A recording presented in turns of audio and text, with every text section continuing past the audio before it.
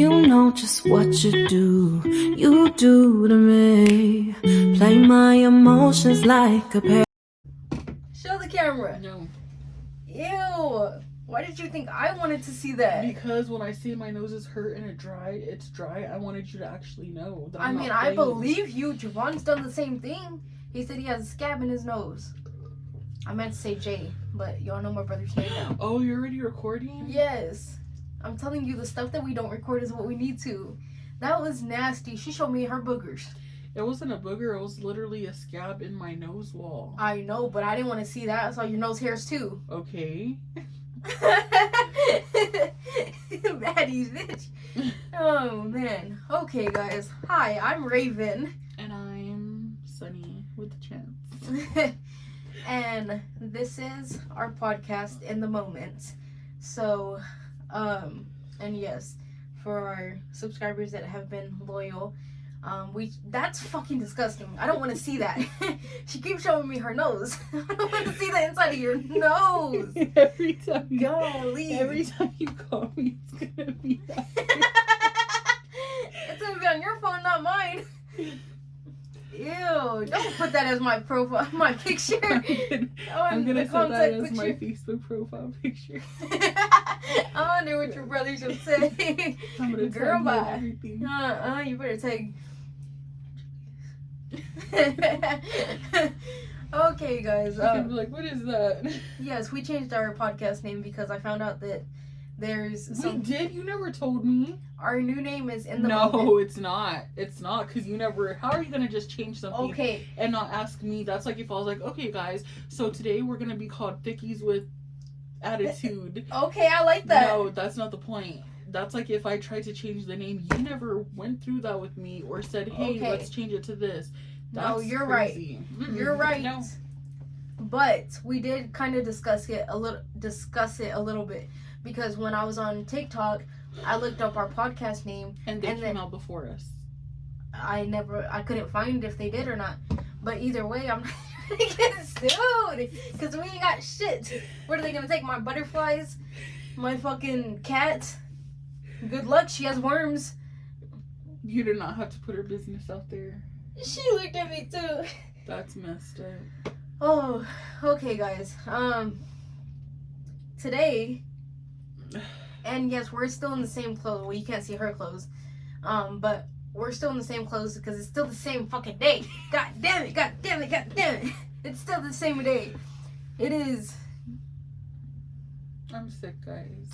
It's 3:19. How come you get to show? You could show in the closing. It's 3:19 on. What's today? The 30th. January 30th. Okay, guys. And let's get into the video. Sorry we started like that, but I'm pretty sure you will enjoy it. Okay. Show them. No. Okay, then stop showing me. I was showing myself. You saw. Ugh, disgusting. A sticko. Okay, guys. Today we're gonna be discussing in our murder of the month. We're gonna be discussing this tragic, horrible case. I've already watched the TikTok on it. I've read the story. This is gonna be Sunshine's honest, in real life reaction. So it says the tragic murder of Sharice Iverson. Okay. In the early hours of May 25th, 1997, 7-year-old Sharice Iverson entered the ladies' bathroom of the casino. Prima Donna Casino, restored in Prime, Nevada, where she was SA'd and murdered. Sharice, I'm so sorry. Sharice Ivory was visiting the casino resort, now called Prime Valley Resort and Casino, in Prime, Nevada, with her father, Leroy Iverson, and her 14-year-old brother, Harold. Her father was drinking and gambling in the casino. Unwilling to watch his daughter, he left her in the care of God damn it. Are you good? Yes. Harold. Thank you. I'm sorry. It's just I know where this case is going, and it's honestly already pissing me off. Of Harold. Casino security returned Charisse to her father several times as they found her running around unsupervised. A casino floor is no place for a child. However, the casino prioritized taking Leroy's money rather than asking him leaving with his 2 children, and Leroy had no interest in watching his children or leaving the casino. In a hope to catch the killer, Nevada police released the casino CCTV footage. The footage shows an unknown male following Charisse into the bathroom. The footage was broadcast on national news, where classmates of I don't know what that is. Strohmeyer recognized him and alerted police. Strohmeyer was taken into custody and charged with first-degree murder, first-degree kidnapping, and SA of a minor. When police searched Strohmeyer's computer, they found images of minors. He claimed that they were from unsolicited emails and that he had no interest in them.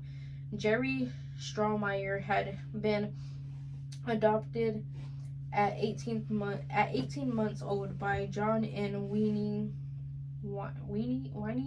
Strohmeyer, a healthy couple from Long Beach, California. They had one biological daughter but wanted to adopt a child that needed a loving home. Jeremy had a good life. He attended a good school and lived in a middle-class neighborhood. In 1999, Jeremy's parents filed a $1 million lawsuit against adoption workers in Los Angeles County. The Strohmeyers claimed that they had not been informed about Jeremy's biological mother's struggles with addiction and her mental health. Jeremy's mother had suffered from chronic schizophrenia and was a drug and alcohol addict. She had also been institutionalized on several occasions. Jeremy's biological father was also a drug user. The Strohmeyers claimed that they had only been told that the mother had suffered from drug abuse, but that she did not use during her pregnancy. It was only when Jeremy's lawyers obtained the adoption files that Jeremy's adoptive parents became aware of these potential genetic issues. The Strohmeyers claimed that if they had known, they would have been able to get Jeremy the right help earlier. As a child, there was nothing out of the ordinary about Jeremy. He was a popular athlete and an honor student at his school. People said that he was polite, well-spoken, and well-mannered. In a media interview, Jeremy claimed that he did struggle with his mental health, but never told anyone. When Jeremy was around 16 years old, his parents noticed changes in his personality. He became withdrawn and spent a lot of time alone. They thought that it was just normal teenager behavior.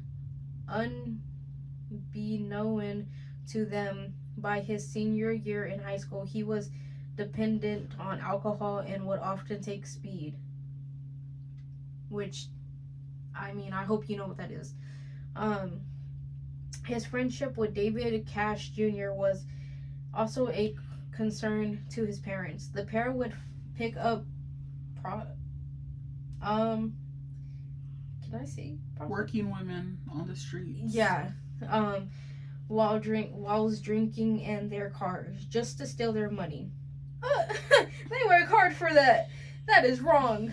Anyways, Jeremy was arrested for driving while under the influence of drugs and alcohol. And after coming home one evening and telling his parents that he was screwed up, they took him to see a counselor. Jeremy was diagnosed as having attention deficit disorder, ADD, and referred to a psychologist? Referred to a psychiatrist. Yeah, I was like, that's not psychologist. Oh, psychiatrist, not psychiatrist. I don't know what's going on today. 1 week prior to murdering Charisse, Jeremy was prescribed in antiphon. He was prescribed an amphetamine for his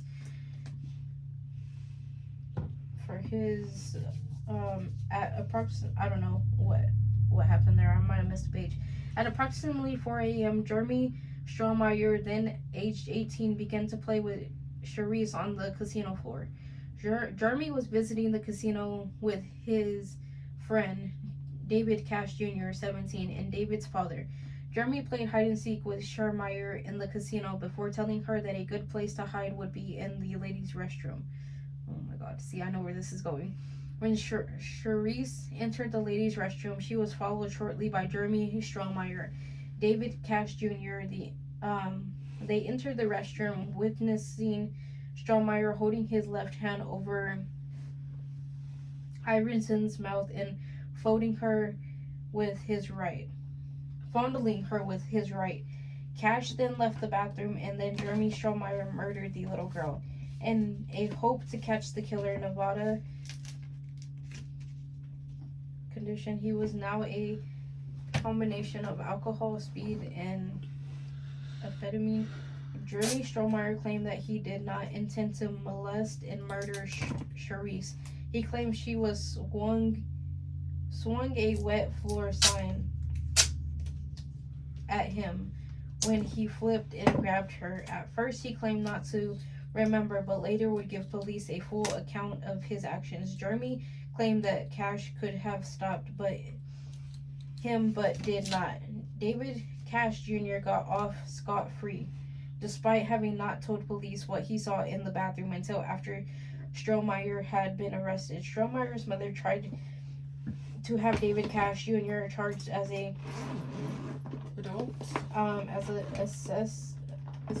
assailant, as an accessory to murder. Okay, yeah. However, the authorities claimed that there was not enough evidence to convict him. Cash showed no guilt for not having to stop Strohmeyer when he caught him in the bathroom. Cash studied at UC Berkeley, and despite various petitions and campaigns to have him kicked out, the university refused, claiming that he had not been convicted of any crime, and so they had no bias to remove him. Wow. Jeremy Strohmeyer had since appealed his conviction on several occasions. All had been denied. He is now 43 years old. In 1998, the Charisse Iverson Act was introduced in House. The act amends the Child Abuse Prevention and Treatment Act to require a state to be eligible to receive federal grants for children. And hold on, that can be it.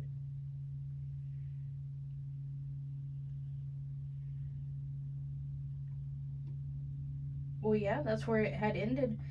But basically, in the TikTok I watched, she explained in detail of what he did to her. So basically, I guess they were playing hide and seek, and he told her to hide in the bathroom. He followed her in there soon after, and then called her racial slurs. And mind you guys, she was only 7 years old. So he led her into the bathroom. He followed her, called her racial slurs, and then he started abusing her. He started hitting on her and stuff, punching her and stuff. And then after doing that for a little bit, he started molesting her. And his friend walked in and saw what was happening, but he was like, well, that's none of my business. So he walked out. Or no, I think he told him hey man, stop. And he was he just shooed him away. So the friend was like, well, all right, whatever, I tried. And so he walked out. I'm not laughing. You put on. And so he walked out. Okay. Mm-hmm. So he walked out, and after molesting her, he ended up I think he choked her to death, and then he stuffed her in the toilet. And then when the dad was ready to leave the casino... He should be charged, the dad. When the dad was ready the dad and the security guard. When the dad was ready to leave the casino, he was like, okay, well, here's my son, but where's my daughter? So he checked the whole casino, and then when he finally went to the ladies' bathroom to look for her, he saw the horrifying image of his daughter, like, stuffed in the toilet, dead. And then he, like, started breaking down crying and everything. And then that's when the whole, like, case opened and stuff. But mind you, the security guard took her back to her father 7 times. 7+ times the security guard took her back. And the dad was like, go play. Oh yeah, and when they first got there, the dad gave the son and the daughter each $5, and he was like, go play, so he can go gamble and shit. And when the security guard kept bringing the daughter back, like, he would just, like, tell her to go play or go do something, go keep herself entertained. So yes, the security guard should be charged for failure to protect a child. The dad should be charged for failure to watch your child and choosing gambling over your child or children. And then the friend should be charged too, because you literally witnessed a crime happening and you didn't do nothing. You didn't notify nobody. So you should be charged too. And then obviously Jeremy himself, I don't know if he got life in prison or what happened with that case. But he is a white man, so he probably got off. Anyways, so, like, all of them should be charged and everything. And, like, I know it was in the 90s, but still, dude, like, she was a baby, dude. She wasn't even a teenager yet. She was 7 years old. Jeremy was 18. Like, that honestly pisses me off, dude. Because everybody felt her. Everybody felt her. Your thoughts? Everybody in that casino felt that little girl. I feel like the one who's most to blame is the dad. I know you said the security guard should be charged too, which, if you guys disagree with me, that's fine. All of us have different points of view, and all of us are not the same person, so of course we're all going to think differently.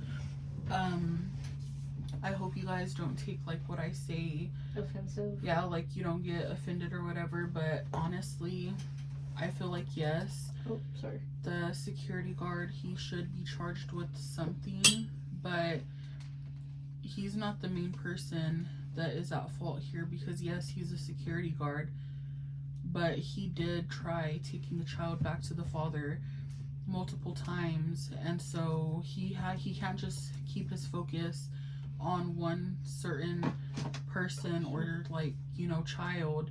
There's so many people in a casino, and he has to be watching everything. All the entrances. He has to be watching tables, like, different people who are just coming by and like, you know. So I understand if he was, like, busy and at the, you know, wrong time, when I guess she did run into this Jeremy guy, you know, he was probably busy or doing something else, so he didn't see that time when she did kind of wander off. And it sucks that it had to be that way and that he didn't see, but the one who should be at fault the most here, in my opinion, is the dad, because yes, what Jeremy did. Okay guys, so what I was saying was, basically, I feel like the one who should be at fault the most here is the dad, because that is your responsibility. The killer, what he did was horrible, and he should rot, and he deserves to not see the light of day again, because what he did was disgusting. That was literally a child, and then they found, you're horrible. But the person is like the dad, in my opinion, because for one, children do not belong at a casino. Literally, children do not at all. I think, yeah, I don't know what the age limit is now, but I think it used to be like you had to be 18, and I don't know if they changed it to 21 to enter casinos. So literally, children have no business at a casino. That is not somewhere that they should be ever. So, like, the fact that you thought it was okay for you to go take your children, that's like someone taking their children to the club, like, or a bar. You don't do that. And so I feel like he's the one to blame, because if he would have never took his children to a casino with him, they would have never been around that monster and that sicko, and that would have never happened to his daughter. And so the first one we need to look at is the dad, and he needs to be charged with murder too, because he should have never let her be there in the first place. And then Jeremy, you're disgusting, you're a sicko, you deserve to rot in prison. I hope that you got life or whatever, because that's disgusting. And David, I don't know if he has like some illness, or if they like confirmed that he does, and that's ADD. what caused him to like do it. But still, at the end of the day, you knew what you were doing, and that's sick. You were 18 years old, and the friend, you deserve to be charged too, because you literally saw what was happening and you could have stopped it. I don't know if you were scared of your friend or what the case was, but even if you were, you could have ran and got somebody and told them, hey, this guy is hurting this child in this restroom, and then he would have been stopped. But the fact that you just let it continue, you're disgusting, and you're just as much to blame as he is and as the dad is. Now the security guard, yes, if he got charged with something, okay, I understand. He is supposed to be watching, and he should have been like, in the first place, he should have been like, dude, this is a child, you have to leave. So yeah, he should be charged too, because he shouldn't have allowed the guy to keep staying there with his children gambling. But he needs to be charged with something too. But like, I don't think we should say like, oh, he's the main one to blame, because the dad should have never had children at a casino. That's what I have to say. That's true. And may she rest in peace. For real, dude. I hope she gets the justice she deserves. And like, you're right, but like, I'm just imagining myself as a security guard at a casino in that situation. Like, if I've taken a child back to their father 7+ times, at that point, by the 8th time, I'm just gonna be like, you know what, I'm gonna go tell my boss. I'm gonna be like, dude, I'm taking the rest of the day off. This child needs to be watched and protected until her father decides to leave. Now, after he leaves this casino, I have no more control over anything, but I'm going to make sure that this child leaves out of here alive.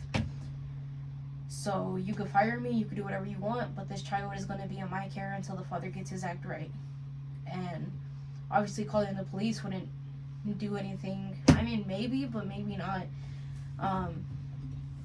But like Sunshine said, the main person is the father. You knew that it was wrong to take your kids, your 7-year-old daughter and your 14-year-old son, to a casino. And then Jeremy, you're a horrible person. You're a monster. You should have never been born. I don't care if that's harsh. You hurt a fucking child. David, Cash Jr.,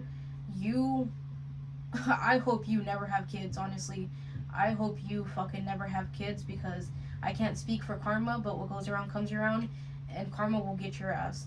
I don't condone any children being hurt, but I can't control what karma does at the end of the day. And I can't even say anything about the son. Yes, he probably should have been better at watching his sister, but at the same, that's what I was getting at. But at the same time, he was still a kid too, so it's not his responsibility. It's the fucking father's. And like, I don't know where her mother was, or if she passed, or I don't know, but like, if you want to get that messed up, or like go out that badly, leave your kids with their grandparents, their niece, or not their niece, their Theo or Thea. Leave them with the older cousin. Leave them with fucking somebody. Don't take them to a damn casino, dude. And if you can't leave them with nobody, that means you shouldn't go. Exactly, dude. That's like me taking Leo to a casino and he gets hurt. Like, I would end up dying too, because Juwan would not have that. That's his. Yeah. But, dude, kids don't belong at casinos. I hope y'all all get what y'all deserve, and I hope she gets justice and she is resting in peace. Now, I'm gonna hand the attention over to Sunshine, because she has something. I found a story on Facebook. Give me a second, sorry guys. Yes, it's another story. Trigger warning. I haven't read it, so I don't know what it's about. I just read the headline, and that's pretty much all I know. But before I get into it, yeah, trigger warning. I don't know what it's gonna have in here, but it's probably something disturbing. So, yeah, let's go. It says, when approaching an intersection, Golden. Okay, it just reloaded. Okay, so it says, Alabama mother charged with Death of her 2 children. 1-year-old's body still missing. When approaching an intersection, Golden stopped the car, took the baby out, and placed him in the road before driving off. Police said he hit the baby while leaving the scene, killing him. Golden was identified as the baby's father by New York Post. So, now, it says Florida man facing multiple charges in death of infant daughter. Don't know how a father could do this. It was not clear if the woman with Golden was the child's mother, but Mark Barnes, a business owner who witnessed the aftermath, told local outlet First Coast News that the baby boy was bleeding and a woman was holding him. Now that I'm finding out the details, it's even worse, Barnes said. Just the screaming, the people consoling her, you could tell it really was tragic. Jail records show Golden was booked into Duval County Jail at 6:22 p.m. on Saturday. The Jacksonville Sheriff's Office traffic The book's not Bat Jackson. homicide detective. The Jacksonville Sheriff's Office traffic homicide detectives are still investigating the case. We, with our partners at the state attorney's office, will stop at nothing to get justice for the baby, the sheriff's office said. And then the other one continues to say,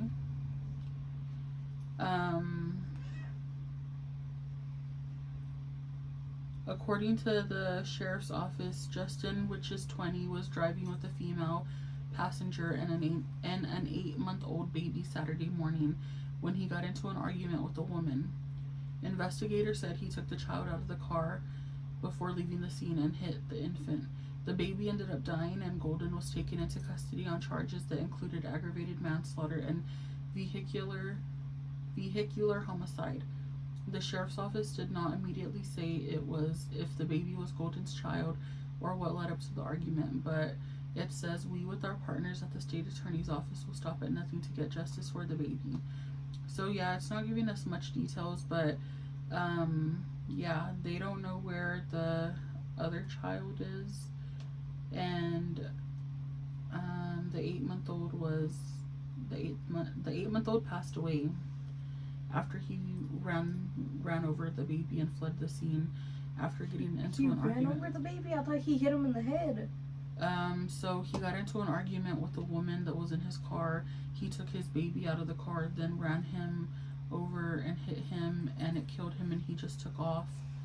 And the guy's 20 years old, it says, and the baby boy was 8 months old. It says the 1-year-old's body's still missing, so I guess there was another child in there too. Every kid deserves good parents. Not every parent deserves a kid. Yeah, show him. Monsters, dude. Like, how can you hurt a fucking baby, dude? And that's the thing too, like you said with that other case, it pisses me off because, like, why do y'all take y'all's anger and y'all's hurt out on a child? The one you said where she had a knife to her baby. Like, I don't understand how people do that. I should have saved that. But basically what happened is, like, this guy rejected her, I guess, and didn't want her. So she, like, got a knife and took it to the baby's throat and said, like, something about, like, hurting herself, but she had it to the baby's throat. And it's like, I don't know, dude, all because a guy didn't want you. Like, bro, you can't be that hurt by rejection, dude. I don't know. Like, I feel like there's no way to explain it, but if I could, I feel like it's because, like, children are easy targets and they know that they can't fight back and they can't do much, versus, like, if they were to go to, like, a grown man and, like, try to, like, take their anger out on them, like, they know that they can defend themselves. Or even a grown woman, which I know women are, like, no, I know some tough women, Rhea Ripley, but like, they wouldn't take it on, like, a grown woman or a grown man because they know that they can defend themselves. But, like, a kid or a senior citizen or a animal, it's like, well, they're, like, defenseless. Well, I don't want to say senior citizens are defenseless, but they're, like, what am I trying to say? Like, yeah, they're, like older. They're defenseless. You know? They're not because they're, but it's just because, like, they're older. So at that point, they really can't defend themselves. Yeah. I mean, I know some strong old men, don't get me wrong, but, like, some of them, they're like in wheelchairs or like have walkers and stuff. I worked at a nursing home, guys, so like I've seen it, you know. So like, you know, those are the ones that like